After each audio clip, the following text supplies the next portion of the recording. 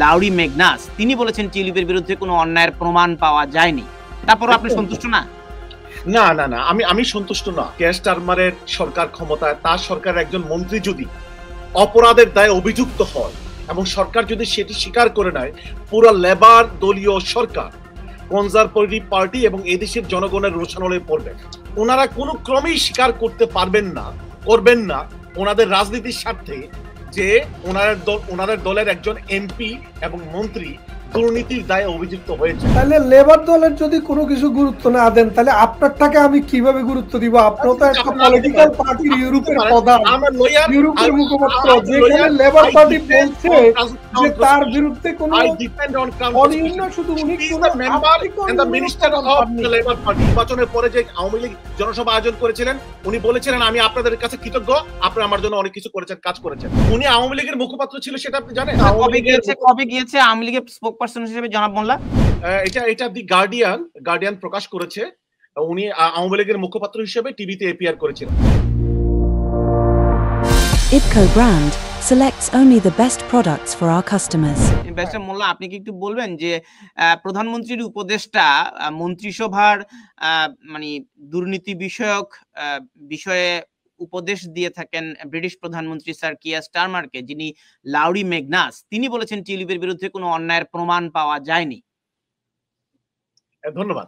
তারপরও আপনি সন্তুষ্ট না? না না না, আমি সন্তুষ্ট না। দেখেন, উনি মঞ্জু ভাইও আইন প্র্যাকটিস করে, আমিও আইন প্র্যাকটিস করি। এইটা হচ্ছে একটা পলিটিক্যাল বডি, যারা মানে বর্তমানে কেয়ার স্টারমারের সরকার ক্ষমতায়, তার সরকারের একজন মন্ত্রী যদি অপরাধের দায়ে অভিযুক্ত হয় এবং সরকার যদি সেটি স্বীকার করে নেয়, পুরো লেবার দলীয় সরকার, কনজারভেটিভ পার্টি এবং এদেশের জনগণের রোষানলে পড়বে। ওনারা কোনো ক্রমেই স্বীকার করতে পারবেন না, করবেন না ওনাদের রাজনীতির স্বার্থে যে ওনাদের দলের একজন এমপি এবং মন্ত্রী দুর্নীতির দায়ে অভিযুক্ত হয়েছেন। ওনারা এটা স্বীকার করতে পারবেন না, ওনারা ডিফেন্ড করেই যাবেন। কেন? আমরা তো দেখেছি এর আগে বরিস জনসন। জি, আমাকে একটু শেষ করতে দেন। এখানে ইন্ডিপেন্ডেন্ট ইনভেস্টিগেশন হতে হবে এবং এখানে ক্রাউন প্রসিকিউশন ইনভলভ হতে হবে, ক্রাউন প্রসিকিউশন ডিপার্টমেন্টের ক্রাইম ডিপার্টমেন্ট ইনভলভ হতে হবে। তাদের বক্তব্য আমরা গ্রহণ করব, আমরা কোনো পলিটিক্যাল বক্তব্য গ্রহণ করব না যারা connected to the Labour government. কারণ লেবার গভর্নমেন্ট তার দলীয় স্বার্থেই কথা বলবে। আমরা বলছি না মিনিস্ট্রিয়াল কোড ভঙ্গ করা এক জিনিস। মানে টিউলিপ বলেছিলেন যে আমি একটি রাজনৈতিক ফ্যামিলির সাথে সম্পর্কিত, আমার আন্টি বাংলাদেশের প্রধানমন্ত্রী, এই কথাটি উনি বলেছিলেন। কিন্তু উনি কি এই কথা বলেছিলেন ওনাকে কেন ফ্ল্যাট ফ্রি দেওয়া হয়েছে কিং ক্রসে? উনি কি এই কথা বলেছিলেন ওনার বোন ওনাকে কেন ফ্ল্যাট দিয়েছে?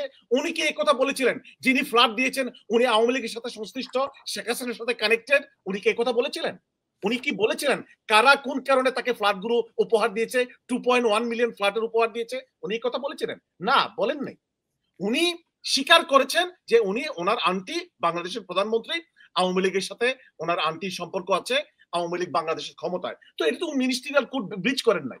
কিন্তু it is still yet to be decided by the crown prosecution যে এখানে কোনো মানে ক্রাইম হয়েছে কিনা, এখানে অর্থনৈতিক লেনদেন হয়েছে কিনা, আনলেস এন্ড আনটিল এদেশের crown prosecution CPS comments labour দলের কোনো বক্তব্যকে আমি তেমন গুরুত্ব দিতে চাই না। ধন্যবাদ।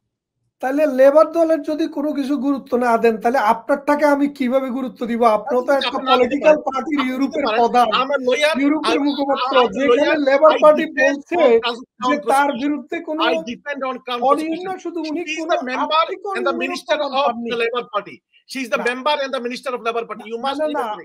দেখেন, আমরাও তো পলিটিক্যাল একটা রাজনৈতিক অ্যাপ্লিকেশন আমাদেরও আছে। আমরাও যখন কথা বলি আমরা তো দোয়া তুলসী পাতা না। আমাদের নিজেদেরকে বুঝতে হবে যে আমরা বাংলাদেশি যে লেগাসিতে রাজনীতি করি সেই লেগাসির চাইতে টিউলিপের রাজনীতিটা আরো একটু উন্নত সংস্করণ। কারণ এই দেশে একটু অপেক্ষা করেন, এই দেশে ব্রিটেনের মতো একটা জায়গায় তিনি 4 বার মেম্বার অফ পার্লামেন্ট হয়েছেন বাংলাদেশি মানুষের ভোটে না, হোয়াইট ব্রিটিশদের ভোটে। যে আওয়ামী লীগ কাজ করেছিলেন তার জন্য এটাও বলেন।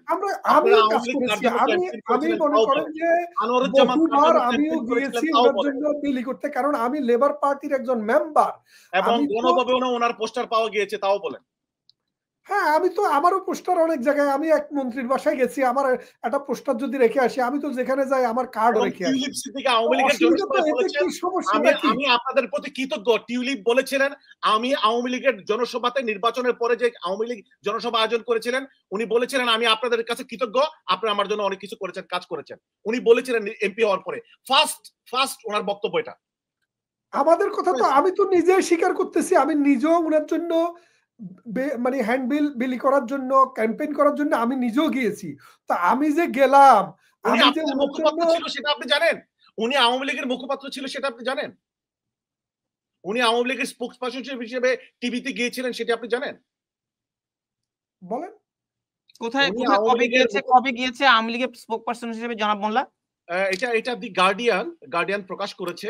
উনি আওয়ামী লীগের মুখপাত্র হিসেবে টিভিতে এপিয়ার করেছিলেন। ওনারা বলেছেন গার্ডিয়ানের রিপোর্টে, the ties between Labour MP Tulip Siddiq and depose Bangladeshi regime under spotlight.